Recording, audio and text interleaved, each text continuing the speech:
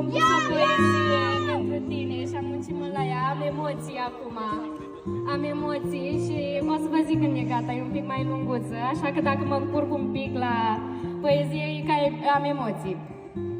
Orice copil are un vis, iar eu mi l-am urmat, așa cum mi-am promis, un artist, un idol, un star, te face să-l numeri mereu zilele din calendar, până la următorul eveniment în care să te poți apropia în lemn, pentru a-i fura un zâmbet și a-l fotografia și de nu poți să te bucuri să simți energia sa.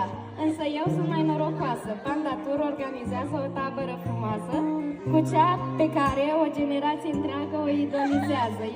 Iuliana Beregoi, e vina ta că de azi visul meu realitate a devenit și în sfârșit ori mai aproape eu te-am întâlnit.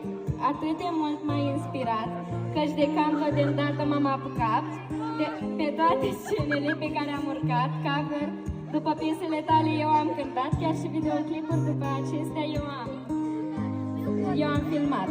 După visul meu măreț și îndrăzneț, de se va realiza o piesă împreună, noi de vom cânta în fiecare zi. În genunchi eu mă voi ruga ca fiecare copil ce visul și-l va urma să aibă norocul din viața mea.